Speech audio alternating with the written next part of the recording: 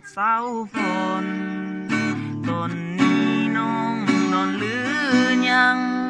คืนนี้ยังบ่ได้ฟังเสียงเพลงดังๆทางมาเข้าหูเห็นตอนน้องไล่สนอดบ่ไหวโทรไปหาสมตูจักลมอีหยังบ่ฮู้ฮู้แต่ว่าอ้ายถึกใจแฮงสาวพรอาจารย์ลุ้นให้จากบ้านได้บ่เงินค่าดองของอ้ายบ่พอเว้าหลายกะโดอ้ายว่ามันแพง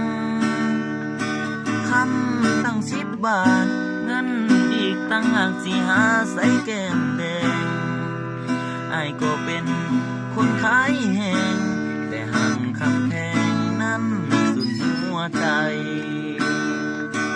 ตอนเห็นน้องไล่หัวใจมีแหงทำงานเขาย้องกันเมิดบ้านสาวพรอาจารย์นั้นงามถึกใจ